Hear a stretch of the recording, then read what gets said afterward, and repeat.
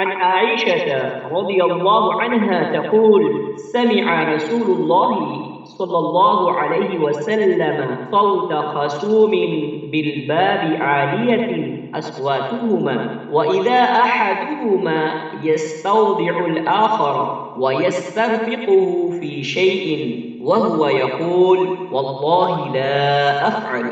فخرج عليهما رسول الله صلى الله عليه وسلم فقال: أين المتألي على الله لا يفعل المعروف؟ فقال: أنا يا رسول الله. وله أي ذلك أحب. صحیح البخاری و صحیح مسلم۔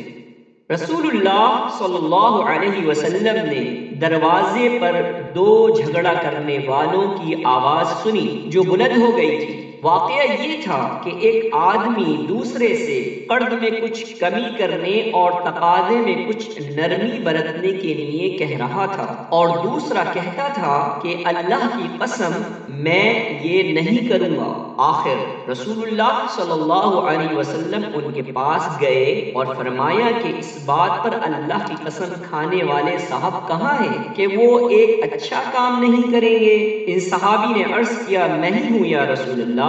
اب میرا بھائی جو چاہتا ہے وہی مجھ کو بھی پسند ہے۔